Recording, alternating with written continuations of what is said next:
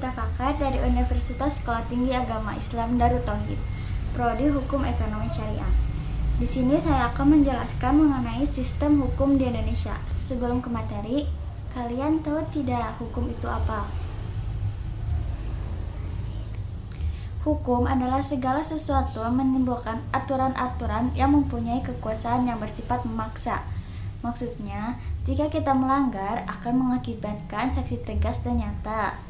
Hukum menurut Aristoteles adalah hukum bukan hanya berarti kumpulan aturan yang dapat mengikat dan berlaku kepada masyarakat saja, namun juga berlaku pada hakim itu sendiri. Nah, mari kita bahas apa itu sistem hukum di Indonesia.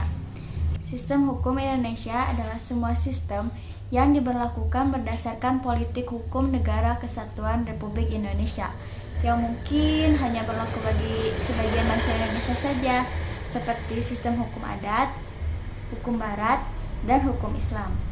Tetapi diakui oleh Negara Kesatuan Republik Indonesia sebagai suatu sistem hukum yang berlaku di Indonesia.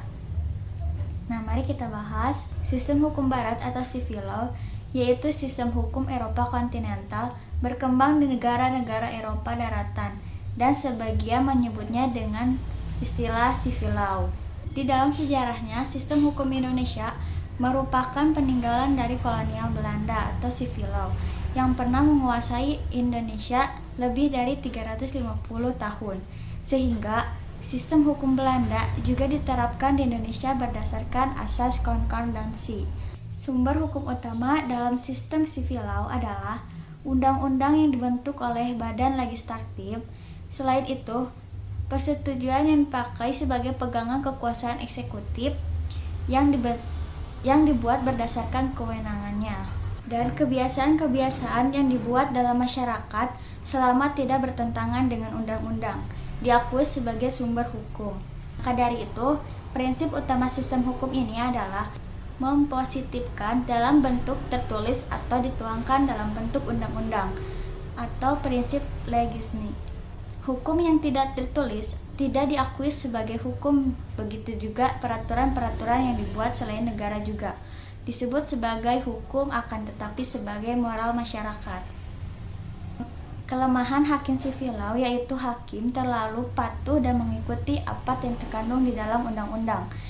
Terkadang putusan hakim tidak sesuai dengan keadilan dalam masyarakat, tetapi putusan hakim lebih mewakili keadilan undang-undang sebagaimana dikatakan oleh Montesquieu. Artinya, hakim hanya menegakkan hukum sebagaimana yang tertulis di dalam undang-undang. Penggolongan sistem Eropa kontinental atau civil law dibagi menjadi dua, yaitu hukum publik dan hukum privat. Hukum publik mengatur wewenang negara atau penguasa serta hubungan antara masyarakat dengan negara atau sebaliknya. Hukum publik meliputi hukum tata negara atau hukum administrasi negara.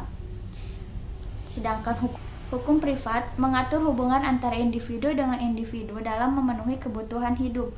Hukum privat meliputi hukum perdata atau hukum sipil dan hukum dagang atau hukum perniagaan.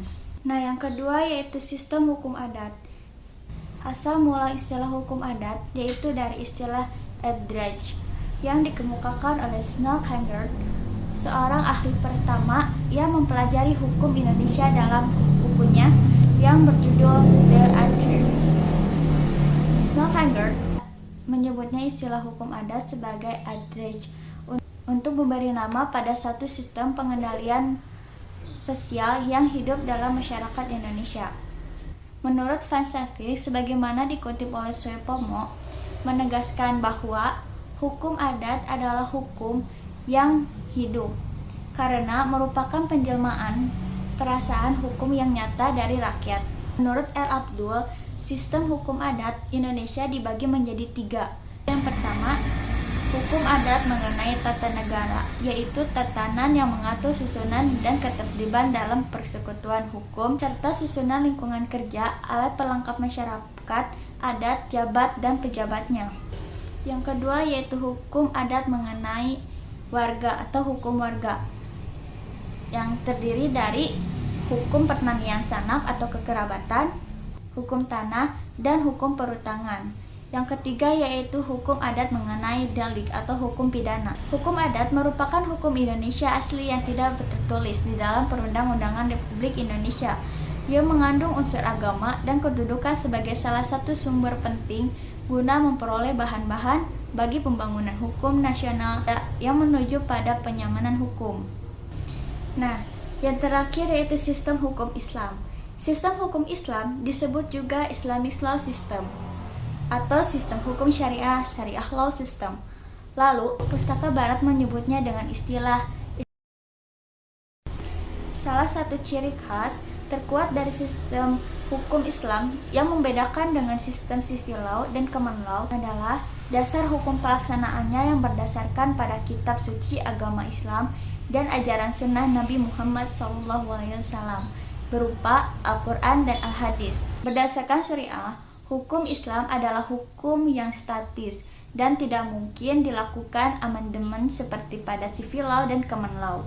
Sistem hukum Islam bersumber pada dua bagian besar yaitu nas atau sumber hukum yang disepakati dan rai, sumber hukum yang tidak disepakati. Nas merupakan sistem hukum yang keberadaannya disepakati oleh ulama sebagaimana sumber utama ajaran Islam terdiri dari dua komponen utama yaitu Al-Quran dan Al-Hadis Nabi Muhammad SAW. Sedangkan rai memiliki sumber hukum seperti ijma, qiyas, istihsan, istihlal, urf, ishab, syad anzar, mazhab sahabat, dan syariat umat sebelum Islam. Dalam sejarahnya, sejak masuknya agama Islam ke Nusantara, dapat dikatakan bahwa secara empiris, hukum Islam merupakan hukum yang hidup atau the living law dalam masyarakat Indonesia. Dalam catatan dari J.C. Vandler, masuknya Islam ke Indonesia yang pada saat itu masih disebut sebagai Nusantara dimulai pada abad ke-7 Masehi. Artinya, penerimaan hukum ulama oleh masyarakat terjadi pada fase awal lahirnya Islam di Jazirah Arab hingga masuknya kolonial Belanda. Meskipun demikian, penerimaan hukum Islam hukum yang hidup di masyarakat mengalami tantangan sejak masuknya Belanda.